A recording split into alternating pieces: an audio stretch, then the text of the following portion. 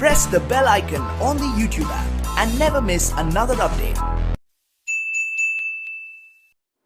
Next part में अपने त्रिभुजों की समरूपता में देखते हैं क्वेश्चन नंबर 7 11.3 प्रश्नावली 11.3 प्रश्नावली के मुख्य जो सवाल हैं क्वेश्चन नंबर 7 से शुरू हैं। ये अपने देखते हैं। सबसे पहले आकृति में PQR समरूप है TRS। कोई भी आकृति है उसमें PQR समरूप है TRS हो तो इस दोनों त्रिभुजों में कौन कौन से कोण बराबर हैं, कोण बराबर बताने हैं। और हमें दे क्या रखा है, समरूप दे रखा है।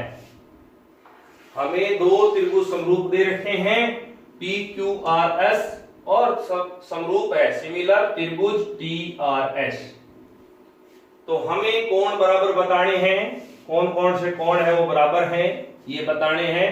तो कल हमने चर्चा की थी कि समरूप त्रिभुजों के संगत कोण बराबर होते हैं, संगत भुजाएं समानुपाती होती है। संगत लिखना है अपने को, यानी पहले नंबर पे यहां पे है तो इसका पहला दूसरी त्रिभुज का, यहां पे दूसरे पे तो दूसरा, तीसरे पे तो तीसरा।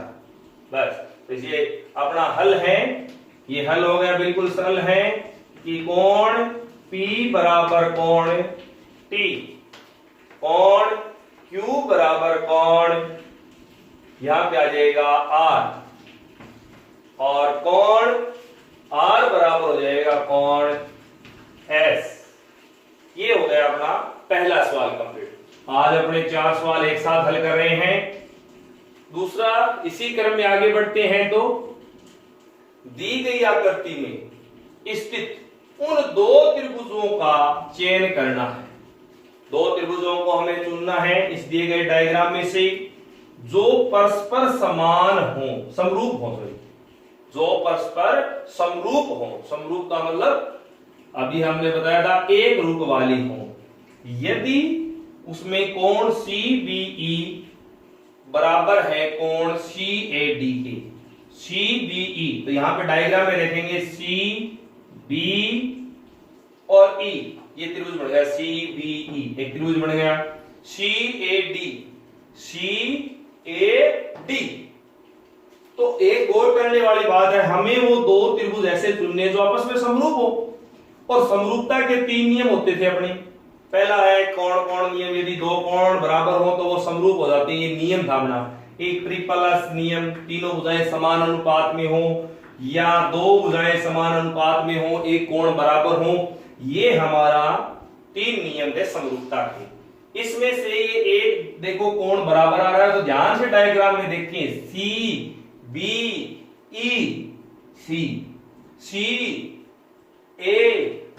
मतलब ये जो C कोण है ये इन दोनों त्रिभुजों में आ रहा है। तो एक कोण तो इसमें दिया है बराबर है, एक कोण तो क्या किया गया है, दिया है। तो क्या लिख देंगे, दिया है कोण CBE बराबर कोण CAD। ये तो हमें क्या किया गया है, दिया है। और दूसरा देखो कोण C बराबर कोण C अभी आया था, क्या आया था, उभयनिष्ठ। उभयनिष्ठ तो बताओ दोनों कौन कौन नियम से समरूप हो गई ये दोनों त्रिभुजें। तो लिख देंगे त्रिभुज C। ये जैसे कोण का नाम दिया ना तो कोण के नाम में त्रिभुज बढ़ जाती है, तो कोण का नाम त्रिभुज लिख दो आप। CBE समरूप है त्रिभुज CAD के। और ये कौन से नियम हो गया यहाँ पे, AA नियम से। AA नियम से ये दोनों त्रिभुज क्या हो गई, समरूप हो गई। एक कोण बराबर दिया गया था, एक कोण जैसे हमने इन दोनों त्रिभुजों को जो कोण बराबर दिया है वही त्रिभुज लेंगे अपने। उन्हीं त्रिभुजों को देखा तो कोण C क्या आ रहा है, कॉमन आ रहा है, तो कोण कोण नियम से दोनों त्रिभुज क्या हो गए, समरूप हो गए। नेक्स्ट क्वेश्चन की ओर चलते अपने आकृति। क्वेश्चन नंबर 9 है, आकृति में PQ समांतर RS। ये एक चीज को ध्यान से पढ़ो, PQ समांतर RS, PQ है वो RS के समांतर है। तो समांतर रेखा आते ही ये बात दिमाग में आ जानी चाहिए कि समांतर रेखाओं को यदि कोई तिर्यक रेखा काटती है तो तीन प्रकार के कोण बनते हैं। कौन कौन से?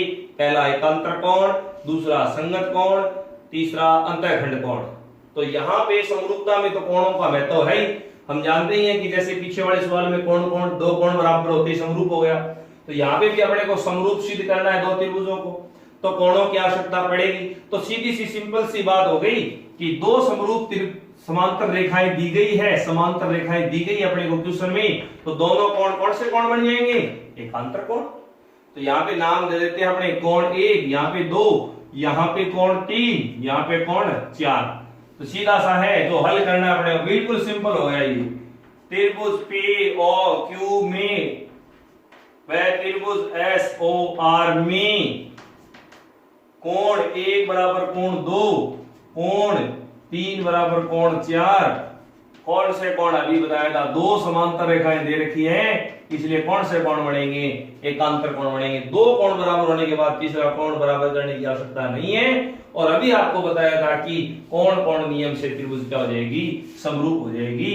तो त्रिभुज पी ओ क्यू समरूप है त्रिभुज एस ओ आर के। कौन से नियम से? ए नियम से। यानी दो कोण बराबर होते ही दो त्रिभुज क्या हो जाते हैं? समरूप हो जाते हैं। अब नेक्स्ट देखते हैं, क्वेश्चन नंबर 10 है, लगातार चल रहे हैं 11वीं प्रश्नावली 11.3 चल रही है अपनी। 90 सेंटीमीटर, ध्यान रहे, 90 सेंटीमीटर की लंबाई वाली लड़की बल्ब लगे खंबे के आधार से परे, के आधार से परे यानी आधार से परे, आधार से दूर जा रही है। जहां पे खंबा है वो उससे आधार से दूर जा रही है। 1.2 मीटर प्रति सेकंड, ये ओब्लिक का मतलब प्रति सेकंड 1.2 मीटर, ये इसका चिन्ह लगा होता है प्रति सेकंड, यानी 1 सेकंड में 1.2 मीटर चलती है की चाल से चल रही है। यदि बल्ब की ऊंचाई 3.6 मीटर है हो तो 4 सेकंड के बाद उस लड़की की छाया कितने मीटर होगी? यानी 4 सेकंड के बाद में जाके वो लड़की जिस स्थान पे रुकती है उससे आगे की जो छाया की लंबाई है वो हमें बतानी है। तो वो किस तरीके से ज्ञात करेंगे? तो ये यहां पे देखो छाया की लंबाई दी है, एक तो लड़की की छाया की लंबाई अपने को ज्ञात करनी है, और एक खंबे की छाया की लंबाई दी है, लड़के की लंबाई दी है, खंबे की लंबाई दी है, यानी दो चीजें दी। ये हो गया समान अनुपात। इसको दो तरीकों से कर सकते हैं अपने, एक तो समरूपता मान के कर सकते हैं, ये समरूपता का चला उसके हिसाब से कर सकते हैं, एक समानुपात मान के भी कर सकते हैं। मैं आपको यहाँ पे दोनों तरीके बता रहा हूं। पहला तरीका देखिए, समरूपता के हिसाब से करते हैं। समरूपता के हिसाब से करते हैं तो हमें पहले ये दो त्रिभुज बनाने पड़ेंगे। पहला ये बनाया मैंने खंबा, जिसको नाम दिया मैंने AB, ये खंबा बना दिया। इस खंबे की ऊंचाई है 3.6 मीटर। अब ध्यान से देखो, लड़की की जो लंबाई दे रखी है ना वो सेंटीमीटर में दे रखी है 90 सेंटीमीटर, और खंबे की ऊंचाई दे रखी है मीटर में। तो लड़की की जो लंबाई है ना वो मीटर में बदलेंगे। मीटर में बदलने के लिए सेंटीमीटर में कितने का भाग देते हैं? 100 का, मतलब हो गया 0.9 मीटर, ये हो गया। फिर दे रखी है ये 1.2 मीटर प्रति सेकंड की चाल दे रखी है, खंबे की ऊंचाई 3.6 मीटर है, ये हमने लिख दिया। अब देखें कि 1.2 मीटर सेकंड की चाल है, ये काम आएगी अपने, आधार से परे चली गई तो 1.2 मीटर प्रति सेकंड के हिसाब से चलिए, यानी पहले बी बिंदु पे थी और आधार से परे यानी बी बिंदु से चल के यहाँ पे सी बिंदु पे आ गई, और हमें CD की दूरी याद करनी है। CD की दूरी का मतलब हो गया छाया, यहाँ पे सी बिंदु पे लड़की खड़ी है, यहाँ पे ये लड़की की लंबाई लिखी है, तो ये यहाँ पे लड़की खड़ी है और ये 4 सेकंड के बाद में, ये पहले बी के सीध में थी, बी से सी पे आई है, 4 सेकंड चले हैं, तो BC की दूरी निकालनी पड़ेगी अपने को। BC की दूरी कैसे निकालेंगे? BC की दूरी, दूरी बराबर क्या होता है? चाल इंटू समय, चाल इंटू समय, चाल गुणा में समय। तो चाल कितनी है? 1.2 मीटर प्रति सेकंड, तो सेकंड के हिसाब से मीटर में दिया है तो मीटर में ही अपनी इकाई है, समय की इकाई, तो समय सेकंड है प्रति मीटर प्रति सेकंड, यानी मीटर प्रति सेकंड दिया है, तो यहाँ पे 4 सेकंड समय दिया गया है। 1.2 को 4 से गुणा करें, 12 चौके 48, यानी 4.8 मीटर। यहां से यहां तक लड़की है वो 4.8 मीटर तक चलिए, 4 सेकंड में केवल 4.8 मीटर चलिए, मतलब बीसी का जो मान है वो 4.8 मीटर है। अब यहां पे हमें देखो ये त्रिभुज जो बना है, ये त्रिभुज बना है, इसमें 2 त्रिभुज बने हुए हैं, समरूपता के हिसाब से कर रहे हैं, तो यहां पे हमें 2 त्रिभुज दिखाई दे रहे हैं। पहला दिखाई दे रहा है DAB, व यहां पे मैंने आपको बताया था, क्योंकि इन दोनों त्रिभुजों को पहले समरूप है या नहीं ये तो अपने को पता नहीं है, तो पहले समरूप करना पड़ेगा, तो DAB दूसरा त्रिभुज है। यहाँ पे जैसे ये लड़की को नाम दिया हमने CE, तो यहाँ पे दूसरा त्रिभुज क्या बनेगा, दोनों में त्रिभुजों में संगत के हिसाब से लिखना, यहाँ पे DD कॉमन आ रहा है दोनों में, तो D के बराबर D है, ये साथ ही साथ पता चल जाएगा। दूसरा फिर मैंने लिखा है A, तो यहाँ पे A है तो यहाँ पे क्या आएगा E संगत के हिसाब से, और फिर यहाँ पे B है इसका लास्ट, तो यहाँ पे इसका लास्ट क्या हो जाएगा C में। अब मैं ये लिख रहा हूं कोण D बराबर कोण D, ये आप सभी को पता चल ही गया होगा कि दोनों त्रिभुजों में D सेम पार्ट आ रहा है, तो क्या हो गया ये उभयनिष्ठ हो गया। दूसरा ये कोण और ये कोण मैं लिख रहा हूं कोण E इक्वल, या पूरा नाम भी लिख सकते हो आप DEC, ऐसे पूरा नाम भी लिख सकते हो DAB, ऐसे कोण E कौन सा कोण है, संगत कोण है, संगत कोण है। संगत कोण क्यों है, क्योंकि CE समांतर है AB के, CE समांतर है AB के, CE समांतर AB के क्यों है इसका भी ये पता होना चाहिए। ये लड़की एक खंभा है, तो कभी भी हम अपने बिल्कुल सीधे चलते हैं और खंभा भी बिल्कुल सीधा होता है, तो 2 रेखाएं बिल्कुल एकदम जैसे सीधी हो, जैसे ये 90 डिग्री का कोण बनाता है, ये भी 90 डिग्री का कोण बनाता है, तो ये 90 डिग्री की रेखाएं जो होती है वो आपस में समांतर ही होती है, इसलिए यहाँ पे ये तिर्यक रेखा का काम कर रही है, तो ये E और A कोण संगत कोण के बराबर हो गए, तो दोनों त्रिभुज DAB समरूप हो गया DEC के। रूल कौन सा, 2 कोण बराबर होते ही तीसरा कोण बराबर करने की आवश्यकता नहीं है, और A नियम से क्या हो गई, समरूप हो गई। अब क्या करेंगे, समरूप त्रिभुजों का निकालते हैं अपने अनुपात।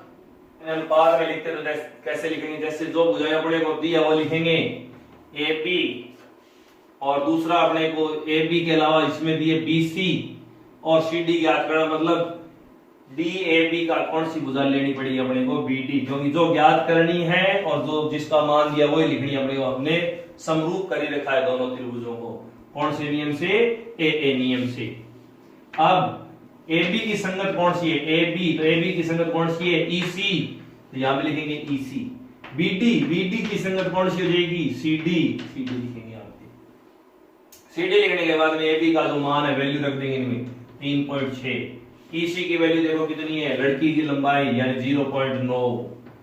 BD किससे मिलके बना है, BC प्लस CD से मिलके बना है, BC प्लस CD, तो BC की वैल्यू कितनी है 4.8, और CD की वैल्यू अपने को ज्ञात करनी है, कैसे लिखेंगे, भाग में क्या आ जाएगा CD 0.9 एकम 0.9 का भाग 3.6 में कितनी बार जाएगा, 4 बार, यानी 9 एकम 9 चौके 36। पॉइंट हटा के भी कर सकते हो आप, 4 यहाँ है, 4 को CD से गुणा करेंगे, कितने CD हो जाएंगे, 4 CD, यानी तिरछा गुणा। यहाँ पे कुछ नहीं बचा, क्या बचा, 1, तो 1 का यदि 4.8 के साथ और CD के साथ गुणा करेंगे तो सेम आएगा 4.8 प्लस CD।